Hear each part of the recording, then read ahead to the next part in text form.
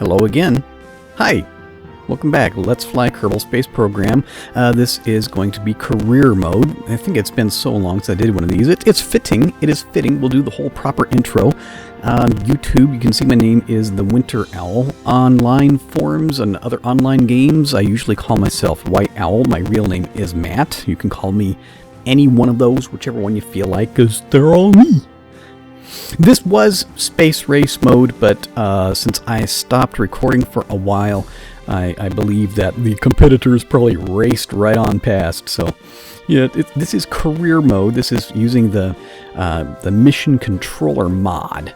So let's get into it. I had to kind of reconstruct my save file in order to be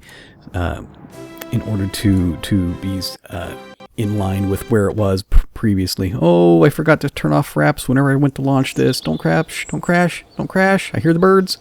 Don't crash. Ooh! Did that work? Were we okay? I think that worked. Okay, so here we are, using this mission controller. I'm going to give us the same budget what I had at the last mission. No, not configure. Well, okay, I will show you configure. Normal flight mode. Save and close this. Select mission package, the space race. What's the last thing we did is we sent a moon mapper to map the moon. We done did that already. We also had a little baby Hubble, mini telescope. We did that. So those are the two satellites which I should have functioning in my save file at the moment. Things that I can do next. I've got, can send a telescope to Minmus, and we could crash something into the moon, or we could skip ahead. We could go to a big Hubble telescope, or other a couple of manned missions. I remember this was a bug way back then. This is not supposed to be available yet until you do 3.1. No, that's a bug. Okay. But I think we're going to continue in the order that we have here. The wrong side of Minmus. Now we want to know more about that little green ball in the sky somebody noticed last week. Is it made of lime sherbet or something else? Go find out. Oh, and we want it mapped too, so bring at least 1 ton of scanning equipment and put the probe into a polar orbit. Cool. I think we're going to select that one. That is what I'm going to do. Here. Let's close that one. I've done things in preparation for this mission. We got so many, all these names. These are not usual Kerman names. These are names suggested so long ago by people who watched my missions and watched the series. And yeah, it's been so long since I told you. But if you want to suggest a name for a Kerbal, just put it in the comments to any KSP video. I'll see it there. Yeah, it's cool. Anybody who's been watching the series, watching the channel, knows that we just got done with this thing here. Open up. Come on, game. Come on, game. There we go. And everything starts running in slow motion as soon as this thing loads. Yeah, okay, so that's familiar. Rock. Now, one thing, yes, I would like to use this in my series for the mission. However, we take a look at this thing. What is my current budget? 413 krones and change. Yeah, 413,500 krones. 413,000 krones is what I meant. What does the whole launch vehicle for the Rock cost? 487,000. Guess what? I can't afford to launch this thing yet. Which makes me kind of absurdly proud. That's cool. Let's see what else we got. We have other things in here that we haven't seen. Well, okay, I guess we have seen this one. There's the Swerve 1, which originally the acronym is supposed to be for Suborbital Winged Engine Return Vehicle, subsequently nicknamed the Mini. How much does this thing cost to launch it? Total cost of vessel, 34,000. Much more reasonable, although it can only do small payloads, and I forget how much of that we get when the thing comes back for a landing. I also have a couple others that people have not seen. We took the basic concept of Swerve 1, and we upgraded the thing. We put it into Swerve 2. Let's launch this. I am so happy about Swerve 2, nicknamed the Racer. because it's a racing airplane. Come on, black screen. I'm talking about it. We want to see it. Yeah, there we go. There's Swerve 2, the racer. This one's manned. Takes one pilot in there. Yeah, here it is. Okay, so there it is in its launch configuration. But if we pull these things off just for temporarily, so you can see the airplane portion of it. Yeah, that is one of my most favoritist aircrafts that I have ever put together. Like, ever. It cruises, over Mach 3, and it can fly around the planet that way. And puts decent-sized payloads up into orbit by stacking the payloads in front of the nose, just like with Swerve 1. How much does this thing cost? $77,000. Also in development, but not yet tested. We haven't tried to use it. What if we want to lift a really heavy payload? The Rock, we made a big deal that can lift 100 tons. But what if we have an even larger payload, or just a payload just with dimensions so large that they will not fit inside of the Rock's internal cargo bay? What if you've got a payload, say it's like, it's too big across, it's over like 3.5 meters across or something. Here we have Swerve 4, because the Rock is actually the Swerve 3, nicknamed the Brute. There we go. Looking like it's big pontoons, but it's those solid rocket boosters. It's using exactly the same engine as developed for the Rock series, using exactly the same SRBs as developed for the Rock, but then like the previous Swerve series, we attach the payloads, we stack them on top of there. And it's much, much simpler, many fewer parts. It's an unmanned vehicle. It isn't anywhere near as versatile as the Rock. All it does is it lifts, it's big, it's ugly, it's powerful. It is the Brute. What does this thing cost? $385. So I could afford to launch one now, but I don't have a payload necessary for it. And honestly, I want to do some more behind-the-scenes testing to kind of fine-tune the thing some more. That's our first. That's kind of like brute version 1. Still, I like it. However, we're not doing any of those right now. Actually, hang on, I'm thinking wrong. No, I need to stay in the spaceplane hangar. What I'm thinking I'm doing for this mission that we have for mapping Minmus. I just put together, whenever I was kind of rebuilding the save file in order to keep this series going. Here, let's load this. Let's pull up. Do we have the MapSat 4? There we go. And we'll see if we can grab it here and pull it off.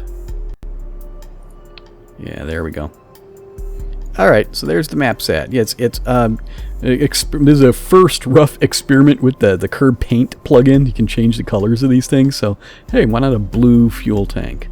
Why not? It's got a methane detector attached to the front of it. It's enough. We're going to put it in orbit, and we're going to put the probe into orbit using Swerve 2. Then the probe is going to take itself from Kerbal orbit to Minmus orbit. Okay, so here, this entire stack all set together, MapSat 4 ready to go. How much does this entire thing cost? $134. And what's the reward for the mission? $80,000. So at first glance, that looks pretty bad. However, a significant amount of our launch cost is going to be returned because this whole vehicle is going to come back to a safe landing, in theory.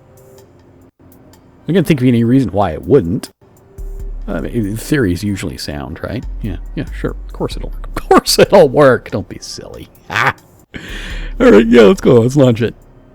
There we go. Let's hide that one. Let me see here. There's a couple things from the previous launch that I want to take care of. I want to be certain that the monopropellant actually here, we'll do it this way. Yeah, transfer in. Come on. No, okay, turn the lock off. I guess we'll just lock it for now. Yeah, I want to make certain that the payload does not lose any RCS juice, as it doesn't carry a whole lot of RCS juice to begin with.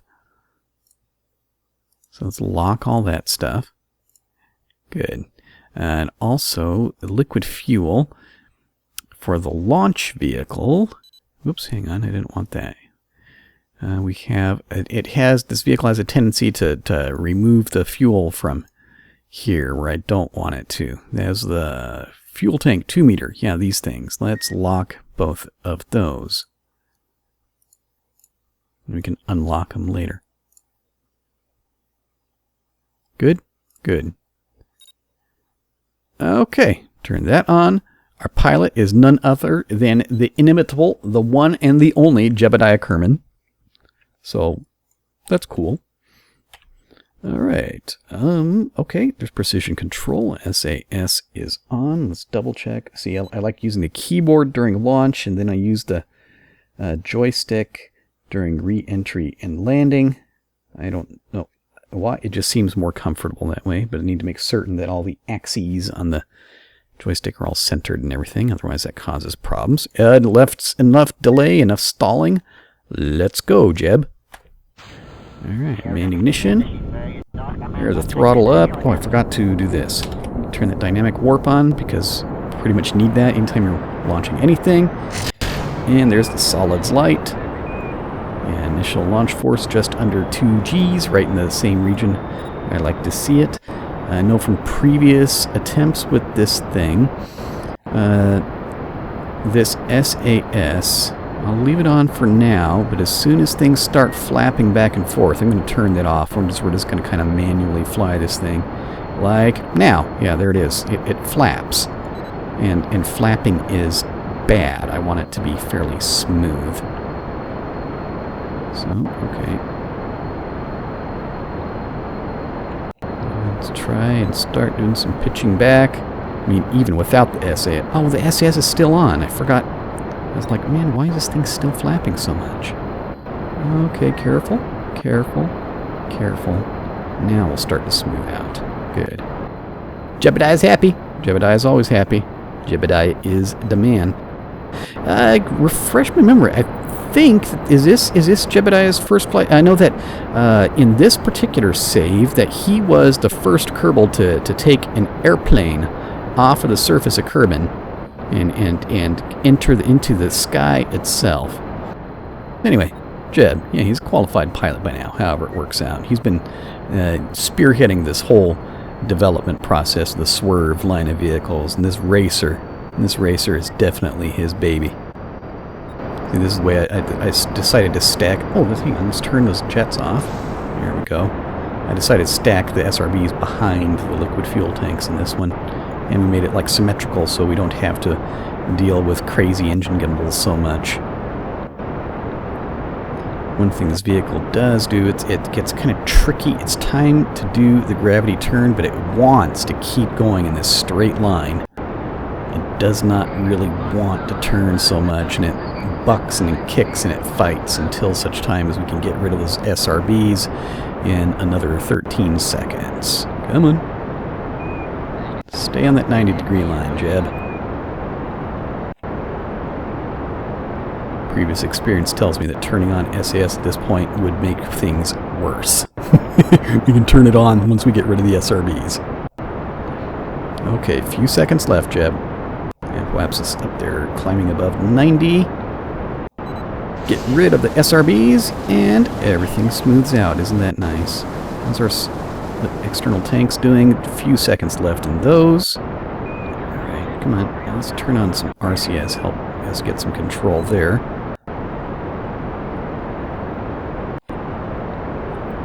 Yeah, Apoaps has already climbed higher than I like. Let's point this a little bit under the horizon, right about there. We need to get ready to look at jettisoning those external fuel tanks.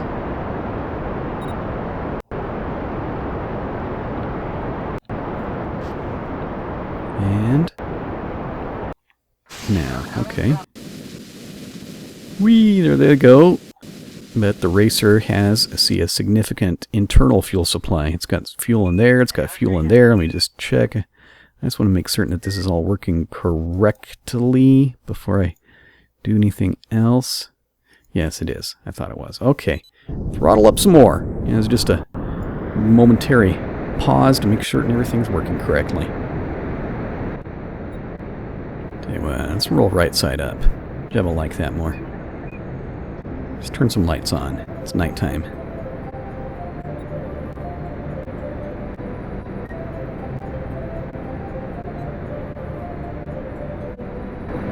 I tell you, this racer, Swerve 2, this is one of my very favorite vehicles ever. I mean, the Rock was fun. The Rock was much larger, much more involved than this vehicle. I feel like that this one's, if there is such a thing as subtlety in a rocket-powered space plane, then this one has some of it, you know. I don't want to use all of our fuel here. Okay, let's shut things off right there. Let's stage at this point to get rid of those fairings because I want those to go fall away and re-enter. Good. Okay, let me see. Hit button number 2. So now we our whole engine cluster here, we just took it down so we only have 2 of these little OMS guys running.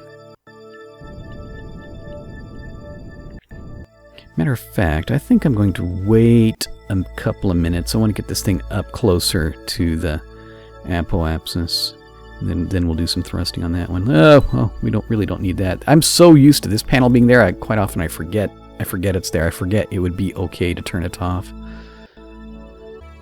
Again, using this awesome. This is the modded IVA view for the It's a modded internal view for the stock Mark II cockpit, which I've embedded into the fuselage of this airplane. I need to get some practice and actually learn how to use this thing through a few launches. Because this is a very, very intelligent mod that somebody's made. They've made a cockpit which corrects the problem of so many other cockpits in this game, both stock and mods, in that you can't see out of them. This one you can see ahead. I mean, look, there's our probe there. You can see out the sides. It's perfect. It's good. I just need to get used to reading all this stuff. Matter of fact, what does that thing say down there in the calculator? Hardware initiation error. BIOS not installed. Contact support. I like it. Okay, coming up, there's officially in orbit now. Yeah, let's just go for circularization here. Yeah, so the Swerve, yeah, this is supposed to be suborbital winged engine return vehicle, but I decided to go orbital with them whenever possible. So, but you know, bureaucracies being what they are, we can't just abandon the acronyms simply because it is no longer correct. Yeah, so Swerve, it remains. Okay, there that is. Nice 100-kilometer circular orbit. Jeb is catching flies or something. Is his mouth hanging open? I don't know. I believe this is a positive expression from him. It's about the most that can be said for that stage. Okay, now let's switch to the probe. There we go. Okay, let's turn our monopropellant everything back on. Yeah, unlock all of those.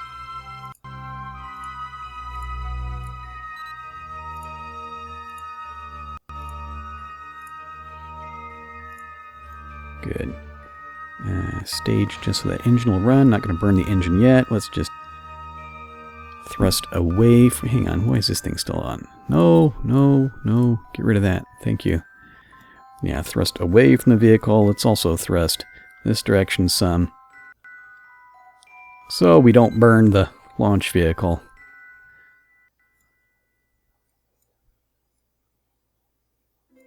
Looks pretty cool if you ask me. Resources, how we doing? Good. Yeah, this thing's got solar panels, it's got RTGs, it's got various antennae, it's got the whatever that thing is. What am I trying? Yeah, the caffeine detector. Sometimes I forget how to use words and stuff, you know. I just can't do it. Let's take this opportunity just to get some distance away from the launch vehicle. Let's put it into a slightly higher orbit. Let's go up to like 120.